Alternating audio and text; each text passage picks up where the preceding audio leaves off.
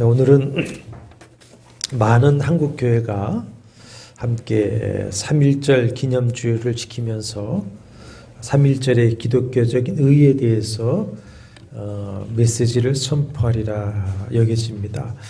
3.1 운동은 그 성격과 철학이 성경적이고 기독교인과 교회가 그 일을 주도하고 가장 중심에 있었다는 것을 한국교회가 높이 평가하면서 역사의 주권자이신 하나님께서 우리 민족을 구원해 주셨다는 그 고백을 가지고 한국교회가 3.1절 기념예배를 하게 됩니다. 여러분들이 잘 아시고 있는 내용입니다만은 독립선언서를 기초하고 민족 대표로서 거기에 이름을 기록한 33인 중에 16명이 기독교인입니다. 만세운동을 주도한 지역이 311개 지역인데 기독교인들이 주도한 지역이 25에서 28%가 됩니다. 만세운동에 참여했다가 체포된 사람이 19,000여 명이었는데 그중 기독교인이 3,373명으로 약 17%를 차지하는데 참 놀라운 기록입니다. 당시 조선 인구가 2천만 명이 채 되지 않았을 거라고 하는데 기독교인은 20만 명 정도였으니까 기독교인은 인구의 1% 내외에 있죠. 그런데 구속된 사람의 17%를 차지하고 있고 그중에 교육자가 151명, 고문으로 죽은 이가 5명입니다. 25에서 28% 지역에서 기독교인들이 주도적으로 만세운동을 이끌었습니다.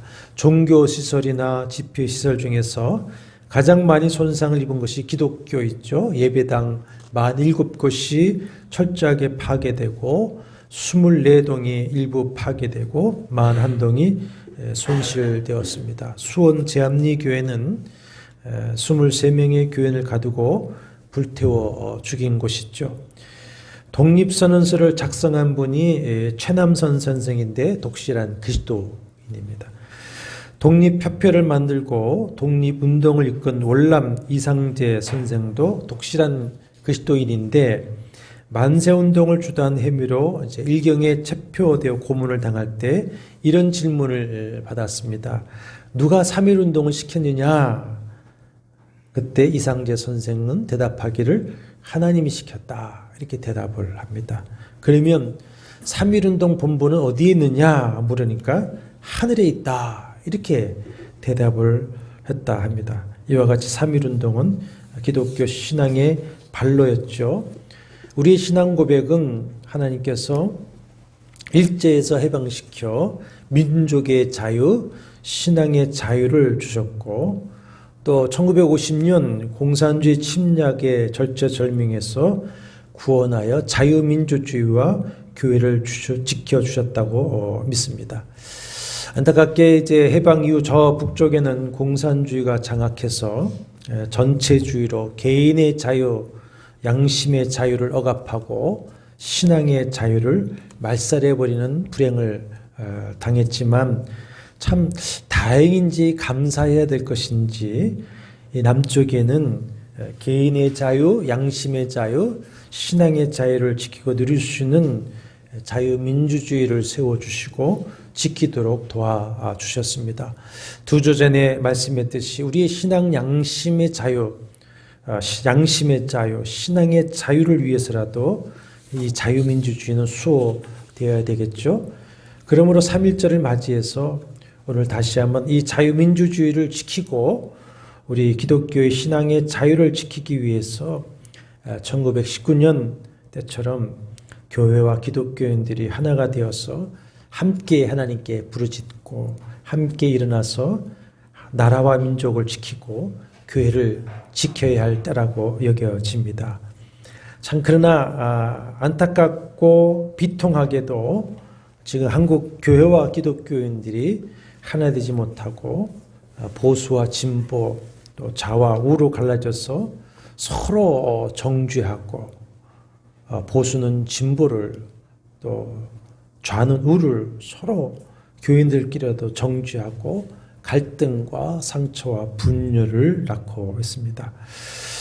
저는 한국 교회가 코로나 팬데믹 때보다도 더 위기에 처했다고 여겨지는데, 어제 3.1절만 해도 서울 곳곳에서 탄핵 찬반 집회가 열리지 않았습니까?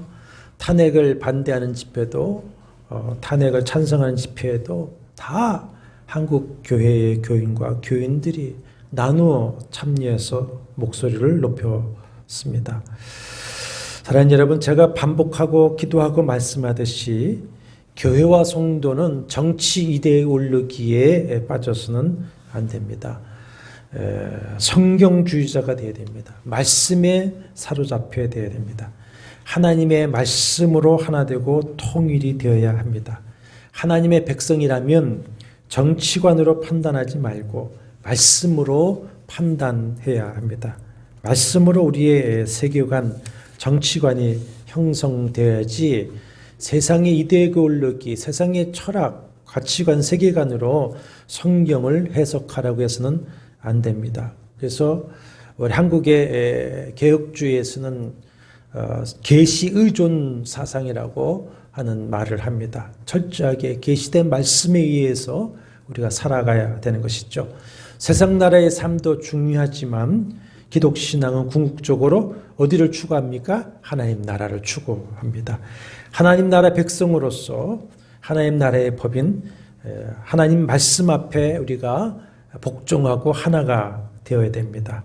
그리고 하나님이 살아계심을 믿고 그분이 역사를 주관하고 계시며 우리의 간구를 들어주시는 분이라고 정말 믿는다면, 하나님을 믿고 기도를 믿는다면 조국을 위해서 성도는 제일 먼저 무엇을 해야 될 것이라고 여겨지십니까?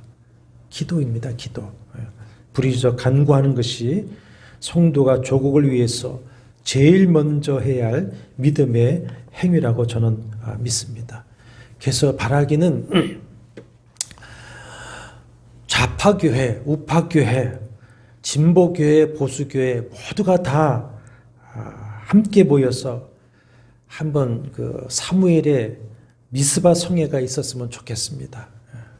모두가 하나님 앞에서만 부르짖는 그런 시간이 좀 있었으면 참 좋겠습니다. 목회를 하는 목사로서 교회에서 특히 강단에서 정치를 말하지 않겠다는 것이 제 주관이죠. 요즘에는 여기 분당에 있던 어느 유명한 교회 목사가 그 입장을 분명히 하지 않는다고 해서 이쪽 저쪽에서 다 비난을 받아서 또 해명을 하고 그러는데, 목사에게 그런 거를 강요해서는 안 됩니다. 목사는 보수교인도 진보교인도 다 말씀으로 포용해 나가야 되는데 그렇게 갈라치기를 목사부터 하라고 하면 안 되겠죠. 그래서 제가 국가기념주일에는 잘 설교하지 않고 일반 설교를 하는데, 그러나 오늘은 이 현실에 고통하는 조국과 교회 현실을 보면서 이럴 때에 우리 신앙인들은 조국과 우리 신앙을 지키기 위해서 무엇을 어떻게 해야 될 것이냐, 그리스도인은 우리는 무엇을 먼저 해야 할 것인가에 대해서 말씀을 하고자 합니다. 제 정치관을 이야기하지 않고 하나님의 말씀인 성경이 무엇을 말씀하시는가, 특별히 오늘 이제 본문에 있는 느헤미야를 통해서 우리가 길을 찾아보고자 하는 것이죠. 첫째는 먼저 느헤미야처럼 조국애가 있어야 됩니다. 기독교 신앙에는 국경이 없지만 그리스도인에게는 조국이 있습니다. 성경은 민족주의가 아니지만 애국심은 인정하고 있습니다. 예로부터 조국의 운명은 자신과 가족의 운명인 것이고, 그래서 생명을 바쳐 조국을 지키게 됩니다. 군인들이 또는 남자들이 전쟁터에 자기의 목숨을 내는 것은 자기보다도 가족의 운명을 지키기 위한 것이죠. 더구나 조국이 무너지면 우리가 평안한 신앙생활을 할 수가 없고 고난을 당하게 되지 않습니까? 그래서 우리 한번 찾아보시죠. 디모데전서 2장에 보십시오. 디모데전서, 신약성경 디모데전서 2장, 신약성경 338쪽. 2장 1절과 3절에서 이렇게 권면의 말씀을 주시고 있습니다. 그러므로 내가 첫째로 권하노니 모든 사람을 위하여 간구와 기도와 도구와 감사를 하되 임금들과 높은 지위에 있는 모든 사람을 위해서 하라. 이는 우리가 모든 경건함과 단정함으로 고요하고 평안한 생활을 하려 합니다. 이것이 우리 구주 하나님 앞에서 선하고 받으실 만한 것이다. 그렇습니다. 그러므로 기독인은 누구보다도 애국심을 가지고 기도해야 합니다. 본문의 느헤미야의 행동을 이해하기 위해서 당시 이스라엘의 패망과 귀환의 역사를 다시 정리해 보려고 합니다. 북이스라엘은 주전 722년 아수르에 의해서 먼저 멸망하고 남유다는 주전 586년 바벨론에 멸망하죠. 3차에 걸쳐서 많은 백성이 바벨론에 끌려가고 70년 동안 포로 생활을 하게 됩니다. 나라는 아주 황폐해지고 유다 땅에 남은 백성들은 주변 민족들에게 환난과 고통을 당합니다. 그러다가 바벨론을 함락시킨 메데바사, 페르시아죠. 페르시아의 고레스가 에스라 1장 1절과 4절에 보면은 여호와 하나님께서 자신에게 세계의 모든 나라를 주시면서 예루살렘 성전을 건축하라 하셨다, 명령하셨다 고백하면서 칙령을 내려서 유대인들은 고향으로 돌아가 예루살렘 성전을 건축하도록 허락합니다. 그것이 주전 538년입니다. 그래서 공식적인 포로 귀환이 3차례에 걸려서 이루어졌죠. 제1차 귀환은 주전 537년 수룹바벨을 총독 삼아서 귀환을 합니다. 그래서 수룹바벨 총독의 지도 아래 주변 이민족들의 방해를 이겨내고 20년 만에 예루살렘 성전을 재건합니다. 그 성전을 가리켜서 제2성전 수룹바벨 성전이라고 하죠. 솔로몬 성전이 허물어지고 그 다음에 수룹바벨 성전이 세워지고 그것도 허물어진 다음에 예수 때에는 헤롯 성전이 있죠. 제2차 귀환은 주전 458년 아닥사스다 제위 제6년에 조서가 내려서 에스라의 인술로 이루어집니다. 율법학자 에스라의 지도 아래 모세 율법을 중심으로 신앙 부흥이 일어나게 됩니다. 귀환한 유대인들은 예루살렘 성벽을 재건해서 외세로부터 자신들을 보호하려고 했지만은 주변 나라가 그만둘 리가 없지요. 그래서 사마리아나 시리아 총독이 예루살렘이 자신들의 영향력에서 벗어난 것을 원치 않아서 성벽 재건을 방해합니다. 군사적으로 침략해서 회방을 하죠. 한편으로는 아닥사스 왕에게 예루살렘이 반란을 도모한다 이렇게 고소를 하게 됩니다. 그러니까 왕 아닥사스다가 공사 중지 명령을 내려서 성벽 재건 공사는 중지됩니다. 그러면서 예루살렘은 늘 주변의 침략을 당해 성문도 불타고 무너진 성벽을 통해서 능력과 환난을 당하고 있었습니다. 그 소식을 느헤미야가 듣게 된 것이죠.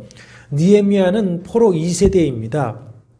포로지에서 태어나서 그야말로 입신양명하여서 바사 제국 아닥사스 왕의 술 맡은 관원까지 올랐는데 11절 말씀에 의하면은 이렇게 고백하죠. 그것은 하나님의 은혜이다.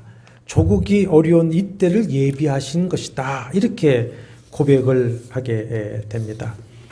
여기 나오는 아닥사스다는 여러분 에스더 이야기를 아시죠? 에스더가 왕위에 올랐을 때의 아하수에로인데 그 아하수에로의 아들입니다. 아하수에로는 유대인 모르드게의 정보로 암살을 면합니다. 그런데 자신이 세운 총리 대신 하만의 관계로 유대인들을 멸절시키려고 했습니다. 에스더 3장 1절에 보면은 그 하만은 아각 사람 함무다다의 아들이다 했는데 하각은 누구냐? 암말렉의 왕인데 사울왕의 전쟁에서 패하고 죽임을 당한 것이 아말렉의 아각 왕입니다. 그 아각 왕의 이제 후손이 있죠. 아말렉은 이스라엘과 영원한 원수 관계입니다. 이스라엘이 출애굽해서 가나안으로 진군할 때 제일 처음 싸운 것이 누구죠? 아말렉입니다. 아말렉. 그리고 다윗과 솔로몬 때에 전쟁에 패해서 유다의 속국으로 삽니다. 영원한 이제 원수지간이 있죠. 그러니까 하만이 대신이 되자 그 원수를 갚으려고 유대인을 멸절시킬 계략을 세운 것입니다.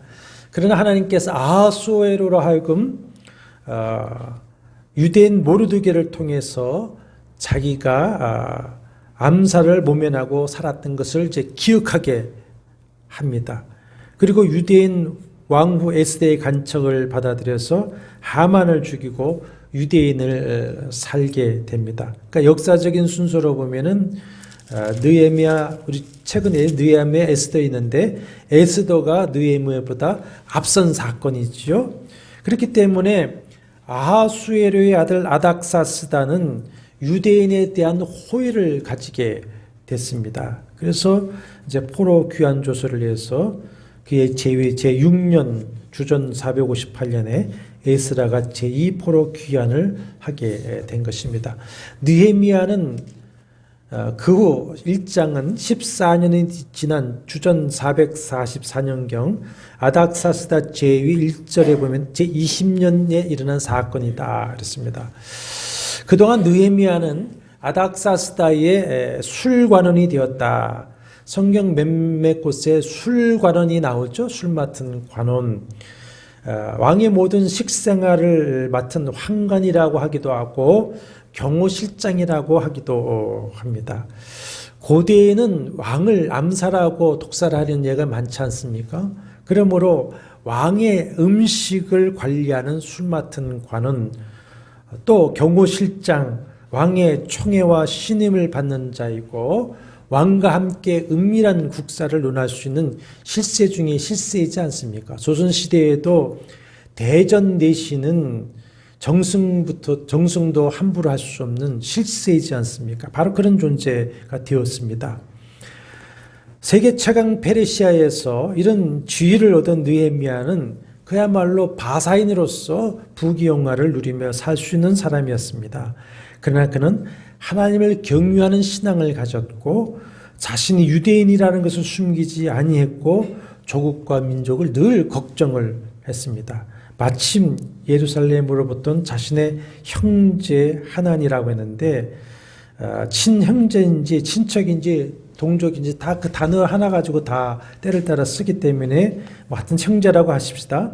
와서는 주변 국가에 계속되는 침략으로 성문은 불타고 성은 회파되어서 동포들이 심한 환난을 당하고 능욕을 당하고 있다는 소식을 듣게 됩니다. 예루살렘에서부터 수산성까지는 1600km 거리입니다. 하나님은 그 먼 거리를 위험을 무릅쓰고 조국의 어려움을 알리고 도움을 요청하려고 온 것이죠. 그러니까 4절에 느헤미야는 그 소식을 듣고 앉아서 울고 수일 동안 슬퍼하며 하늘의 하나님 앞에 금식하며 기도합니다. 성벽과 성문은 적의 공격을 막아내는 방어막이 됐죠. 그것이 무너졌다고 하는 것은 자신들의 나라와 안전을 지킬 수가 없다는 것입니다. 이것은 또 신앙의 방어막까지도 훼손된 것이죠. 그렇지 않습니까? 나라가 무너지면은 신앙생활도 편안하게 할 수가 없습니다. 거기 예루살렘 성전이 있지만 그 성전에서 안전하게 예배하고 신앙생활을 할 수 없는 것입니다. 그것이 오늘날 우리 기독교인들이 조국의 안전을 염려하고 애국심을 가지고 기도하고 지켜야 할 이유인 것이죠. 느헤미야는 결국 왕의 제가를 받아서 예루살렘에 가서 성을 재건하고 예루살렘을 튼튼하게 하고서는 정치를 계획하고 신앙 부흥을 일으키게 됩니다. 느헤미야는 자신이 이렇게 할 수 있었던 것은 11절에 보면은 주께서 주의 이름을 경유하는 종들의 기도를 기뻐 들으시고 사람들에게 은혜를 입게 하여 형통하게 하셨기 때문이다. 이렇게 했고 2장 8절에 보면은 내 하나님의 선한 손이 나를 도우셨다. 이렇게 고백하고 있습니다. 전적으로 느헤미야가 금식하며 기도한 것에서도 나오는데 그러면 느헤미야의 기도는 어떤 기도였기에 하나님께서 은혜 주시고 도와주시고 횡통하게 하셨는가 하는 것입니다. 그는 먼저 다른 무엇보다 누구보다도 먼저 하나님께 간구합니다. 왕의 절대적인 신임을 받고 있는 자신이기 때문에 그 왕의 허락만 받으면 제국 내에서 뭐든지 할 수 있습니다. 그러나 그 왕을 찾아가기에 앞서 먼저 무엇부터 합니까? 하나님 앞에 금식하며 기도하죠. 이것은 그가 사람을 의지하지 않고 누구를 의지한다는 겁니까? 하나님을 의지하고 있다는 신앙 고백입니다. 그래서 하나님께서 은혜 주셔야만 하는 것이고 하나님께서 왕의 마음을 움직여 주셔야만 한다는 믿음에서 그런 금식하며 먼저 하나님께 기도하는 것입니다. 이 아닥사스 왕이 시리아 총독의 거짓 고소를 받아들여서 예루살렘 성 재건 공사를 중단시켰었습니다. 그 마음을 움직여야 되는데 고대의 절대 왕권의 왕이 자기가 한번 결정해서 시행한 것을 돌이킨다고 하는 것은 왕권을 잃는 수도 있는 겁니다. 그러니까 그 왕을 마음을 움직인다는 것은 무척 어렵죠. 그 마음을 움직이실 리가 누구시라는 겁니까? 하나님이시다. 하나님이시다. 하나님께서는 당신의 뜻을 이루기 위해서는 사람의 마음을 완악하게 그대로 두시기도 하는 것이고 또 사람의 마음을 물과 같이 녹여 흐르게도 하시기도 합니다. 중국에서 성공적인 선교를 했던 허드슨 테일러에게 어느 날 한 사람이 찾아와 질문했습니다. 선교사님이 선교 사역에서 그렇게 성공할 수 있었던 비결이 무엇입니까? 그 말에 테일러 선교사는 오직 기도로 사람을 움직였을 따름입니다. 그럽니다. 그게 무슨 뜻이냐 다시 물으니까 하는 말이 저는 하나님으로 하여금 사람들을 움직이시도록 하였습니다. 당신도 당신의 힘으로 사람을 움직이려 하지 말고 하나님으로 하여금 사람들을 움직이도록 하십시오. 그렇게 말했다고 합니다. 저도 설교 준비를 하면서 제 자신이 회개했습니다. 저는 지금 우리 교회를 함께 선교해 주기를 원하는 사람에게 내가 당신한테 삼고초려를 하겠어. 삼고초려가 안 돼. 내가 십고초려를 하겠어. 그러고 덤비고 있는데 하나님께 기도하는 것이 답이구나. 아닥사스다 왕의 아버지 아하수에로 왕 때에 이제 그 하만이 유대인을 몰살할 계획을 세워서 왕의 제가까지 받지 않습니까? 그 소식을 들은 모르드게는 왕후 에스더에게 알리고 수산에 있는 모든 유대인들이 3일 동안 금식하고 부르짖게 합니다.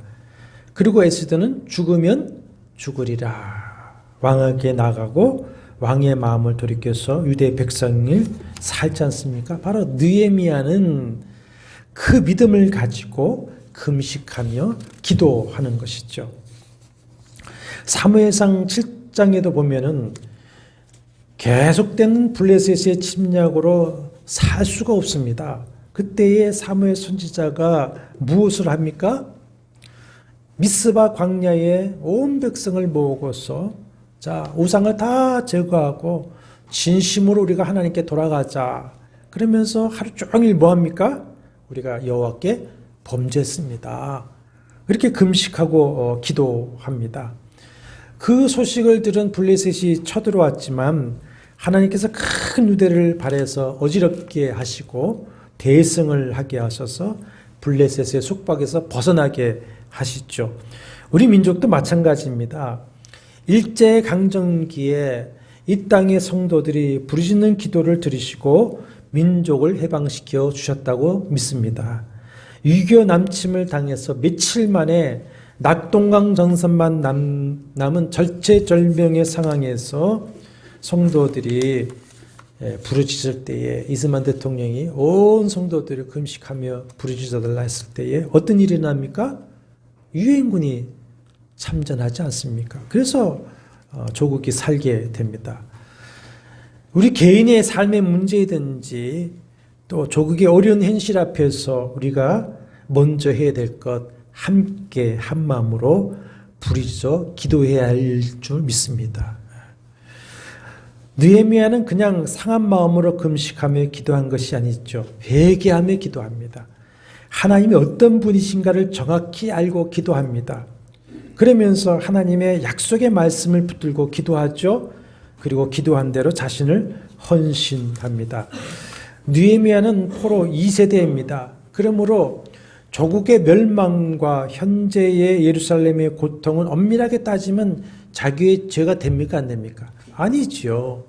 그러나 느헤미야는 조상들의 죄를 회개하고 그것을 자신의 죄로 여겨서 하나님 앞에 금식하며 회개합니다. 6절과 7절 우리 다시 한번 읽어보실까요? 이제 주의 종들인 이스라엘 자손을 위하여 주야로 기도하며 우리 이스라엘 자손이 주께 범죄한 자들을 자복하오니 주는 귀를 기울이시며 눈을 여시사 종의 기도를 들으시옵소서. 나와 내 아버지의 집이 범죄하여 주를 향하여 크게 악을 행하여 주께서 주신 종 모세에게 명령하신 계명과 율례와 규례를 지키지 아니하였나이다. 누구의 자라고 말합니까? 나와 아버지의 집, 조상들 죄를 나의 죄라고 여기는 겁니다. 내가 범죄했습니다. 나의 죄를 용서해 주십시오. 주의 계명과 율례와 법도를 지키지 않은 죄를 회개합니다. 이스라엘이 지금 멸망하고 비참에 빠진 이유가 무엇입니까? 군사력이 약함 때문입니까? 그렇지 않습니다. 그들이 강에서 애굽에서 나왔습니까? 그들의 군사력이 뛰어나서 그 강한 가나안 7족속을 무너뜨리고 가나안을 차지했습니까? 다윗과 솔로몬이 강력한 군사력을 가지고 있어서 주변 국가를 치고 영토를 확장하고 강대국을 이루었습니까? 아닙니다. 만군의 여호와 하나님이 그들의 요새가 되어주시고 힘과 능력이 되어주셨기 때문에 그렇습니다. 그러나 하나님을 떠나 범죄하고 그래서 하나님과의 관계가 깨어지고 하나님께서 더 이상 방패와 요새가 되어주지 않으시니 당연히 함락되고 망할 수밖에 없는 것입니다. 그러므로 느헤미야는 그 문제의 근원을 뭐로 봤습니까? 죄로 봤습니다. 자신의 죄로 바라보았고 조상들의 죄를 곧 자신의 죄로 여기고 하나님께 금식하며 회개하고 있는 것입니다. 민족의 죄, 조국 교회의 죄를 나의 죄로 여기고 우리 하나님 앞에 회개할 수 있어야 됩니다. 그래서 느헤미야는 예루살렘으로 돌아가서 우선 성벽을 재건하고서는 8장에 가면은 모든 백성을 수문앞 광쟁에 모이게 합니다. 그리고 이제 율법 박사 에스라에게 율법책을 읽히고 설교하게 하죠. 에스라가 나무 강단을 만들어서 율법책을 펴자 백성이 일어나서 하나님을 송축하며 아멘 아멘하고 하나님을 경배합니다. 오늘날 이 예배의 모습 그대로가 보이죠. 에스라가 율법책을 낭독하고 뜻을 해석하여서 깨닫게 하니까 백성이 율법의 말씀을 듣고는 다 자신들의 죄를 깨닫고 웁니다. 마치 초막절을 맞이해서 초막을 짓고 한 주간 동안 부흥성회가 일어나는데 온 백성들이 금식하며 굵은 뼈옷을 입고 티끌을 머리에 쓰며 9장 2절에 보면 자기의 죄와 조상들의 허물을 자복하고 회개하며 기도합니다. 우리가 개인의 문제이든지 나라의 문제이든지 그 문제의 근본 원인을 하나님과의 관계에서 볼 수 있어야 됩니다. 그리고 그 관계 회복을 위한 회개가 선영되어져야 됩니다. 그렇지 않으면 아무리 금식하고 기도해도 하나님이 외면하시게 되어져 있습니다. 우리가 죄를 회개하고 하나님께 돌아가서 관계를 회복하면 그 기도를 들어주시고 하나님이 도와주시는 것이죠. 그렇지 않고 말씀을 외면하고 회개하지 않고 순종하지 않으면 주님 우리의 기도를 외면하십니다. 잠언서 28장 9절에 사람의 귀를 돌려 율법을 듣지 아니하면 그의 기도도 가증하니라. 우리가 예배하면서 말씀을 듣고 말씀에 아멘하고 그대로 살겠습니다 하는 거 없이, 그죠? 예배 와서 아무리 찬송하고 헌금을 하고 기도해도 그것은 하나님 앞에 상달되지 않는 겁니다. 그러나 말씀의 귀를 기울여 깨닫고 죄를 자복하고 기도하면 6절 하반절에 보십시오. 주는 귀를 기울이시며 눈을 여시사 종의 기도를 들으시는 분이다. 이렇게 말씀하고 있습니다. 칼바르트라고 하는 20세기 유명한 신학자가 있습니다. 그는 말하기를 기록된 말씀인 성경, 살아있는 말씀인 그리스도, 선포되는 말씀인 설교가 기록된 말씀인 성경, 살아있는 말씀인 그리스도, 선포되는 말씀인 설교가 우리의 구원을 위한 은총의 사건을 일으킨다. 이렇게 말을 했습니다. 그러므로 귀 있는 자는 성령이 교회들에게 하시는 말씀을 들을지어다. 말씀을 경청하시길 바랍니다. 그 말씀에서부터 나와 우리 민족이 사는 길이 나오게 되는 것이죠. 둘째로 느헤미야의 이런 기도는 그가 어떤 하나님이신지를 바로 알고 있었기 때문에 그런 기도를 하고 있습니다. 4절과 5절에 보시면은 특별히 이제 5절에 보시면 이르되 하늘의 하나님 여호와 크고 두려우신 하나님이여 그렇게 말합니다. 하나님을 어떻게 부릅니까? 하늘의 하나님 여호와 크고 두려우신 하나님이여 그럽니다. 하늘의 하나님이라고는 어떤 하나님이십니까? 2장 10편 2편 4절에 보면은 다윗이 말하기를 열왕들이 하나님을 대적하는 모습을 보면서 하늘에 계신 이가 웃으심이여 주께서 그들을 비웃으시리로다 그랬습니다. 하늘에 계신 이다. 창조주이지만은 하늘에서 초월자로 계시면서 모든 만물에 영향을 받지 아니하고 당신의 기뻐하시는 뜻을 따라서 우리 개인의 삶이라든지 나라의 흥망성쇠라든지 모든 역사를 주관 통치하시는 하나님을 가리켜 말할 때에 하늘의 하나님이여, 하늘의 하나님이여.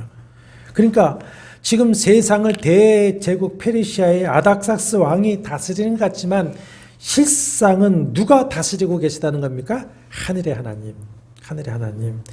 그 하늘의 하나님을 알고 대면할 때에 그 하나님은 크고 두려우신 하나님, 우리의 경외의 대상이 될 수밖에 없습니다. 그런데 이 하늘의 하나님, 크고 두려우신 하나님은 어떤 하나님이십니까? 여호와입니다. 여호와. 여호와는 무슨 하나님을 말씀할 때 쓰는 성어라고 했습니까? 언약의 하나님. 이스라엘과 하나님과 백성됨이 언약을 맺으시고 당신이 언약한 그 말씀대로 신실하게 행하시는 하나님을 말할 때에 여호와 하나님이라고 하는 성어를 사용합니다. 그래서 5절 다시 보시면 이르되 하늘의 하나님 여호와 크고 두려우신 하나님이여 주를 사랑하고 주의 계명을 지키는 자에게 뭘 지키시며 언약을 지키시며 긍휼을 베푸시는 주여 간구하나이다. 이렇게 기도를 하는 겁니다. 그리고는 7절에 율법을 범한 죄를 고백하면서 8절과 9절에서 하나님의 언약의 말씀을 아뢰고 있죠. 모세를 통해서 하신 말씀인데 불순종하고 범죄하면 하나님이 징계하고 흩어버리시겠지만 그래도 회개하고 계명을 지키면 다시 돌아오게 하시리라 하신 말씀을 이제 청하건대 9절 하반절에 보면 기억해 주십시오. 이 언약을 지키며 긍휼을 베푸시는 그 신실하신 여호와 하나님을 믿고 그 여호와 하나님의 약속의 성취를 회개하며 간구하고 있는 것입니다. 느헤미야의 조국 애와 기도의 절정은 자신을 헌신하는 것이죠. 단순한 기도로 끝나지 않고 자신을 조국을 위해 헌신하길 기도하고 또 하나님께서 도와주시기를 간구하고 있습니다. 그래서 제일 먼저 깨달은 것이 뭐냐? 자신이 왜 지금 술관원이 되어 있는가 하는 것입니다. 이 때를 위해서 하나님이 하신 것이다. 하나님의 은혜다. 이것을 깨닫고 고백하고 있습니다. 우리가 아까 에스더 얘기를 했는데 에스더에게도 모르드게가 민족을 위해서 왕에게 나가라 하니까 어떻게 왕에게 나갑니까? 그러니까 네가 왕후의 자리를 얻은 것은 이때를 위함이 아니냐, 그렇게 말을 하고 있습니다. 이때가 아니냐. 아까 말씀을 했습니다만은 느헤미야는 포로 2세대이죠. 2세대로서 입신양명을 했습니다. 그냥 자신의 유대인인 것을 감추고 여러분 중동의 그 민족이 다 비슷하게 생기지 않았습니까?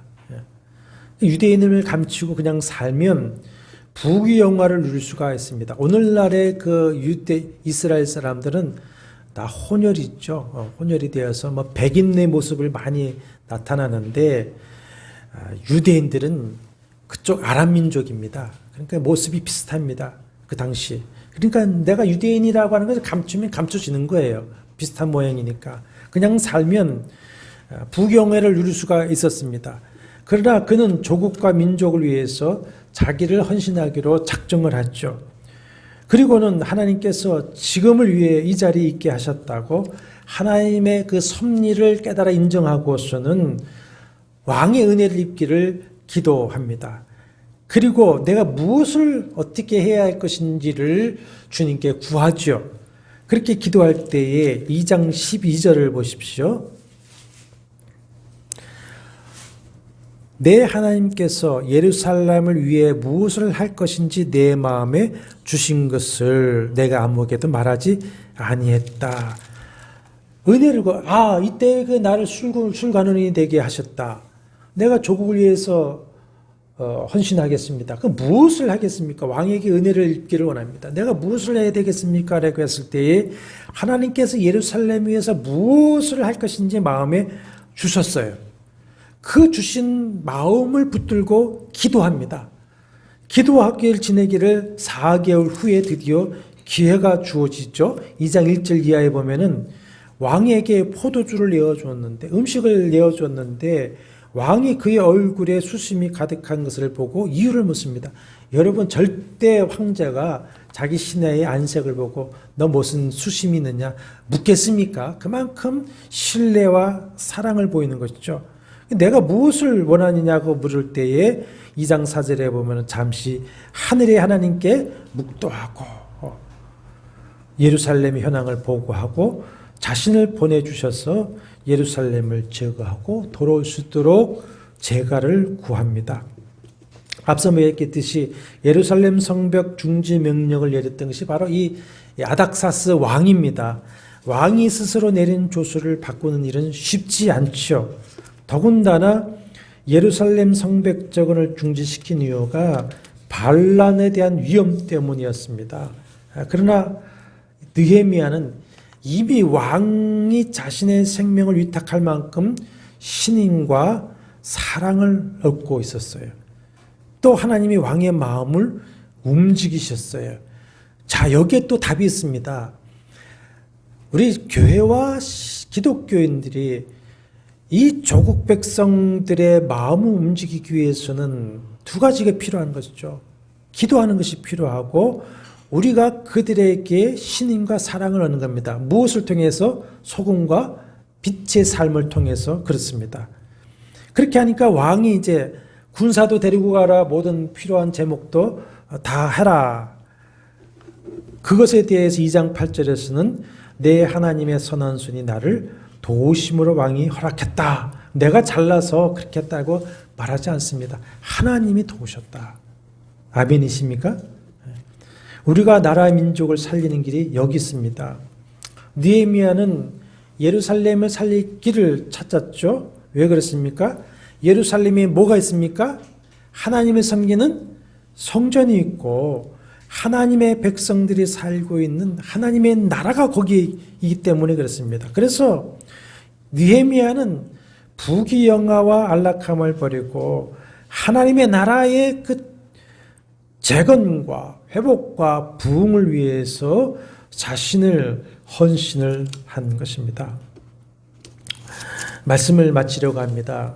사랑하는 여러분, 지금 나라 민족 그리고 조국과 우리 믿음을 위해서 믿는 자로서 무엇을 먼저 해야 되겠습니까? 무엇을? 먼저 느헤미야처럼 나와 우리의 죄를 용서하소서 기도해야 할 줄로 믿습니다.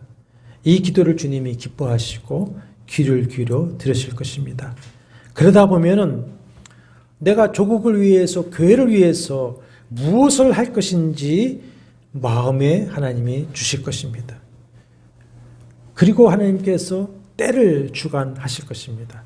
그때에 일어나 헌신하면 하나님의 선한 손이 우리를 도와주실 줄로 믿습니다. 하나님의 뜻이 있고요. 하나님의 때가 있으며 하나님의 방법이 있습니다. 사랑하는 여러분, 제가 지난 시간에도 김장은 목사의 말을 빌서 도전하지 않았습니까?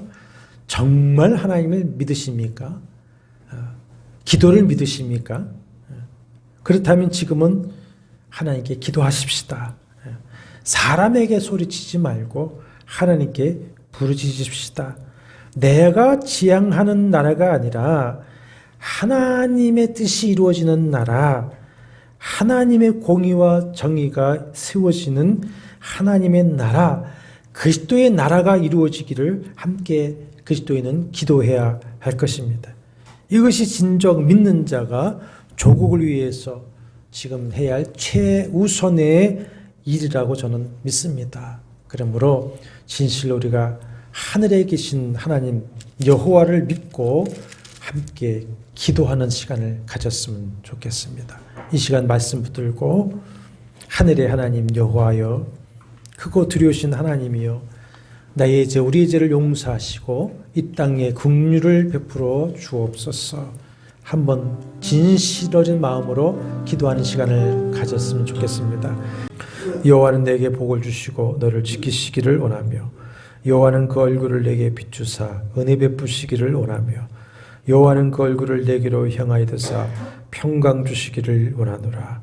주 예수 그리스도의 은혜와 하나님의 사랑과 성령의 교통하심이 너희 무리와 함께 있을지어다. 아멘.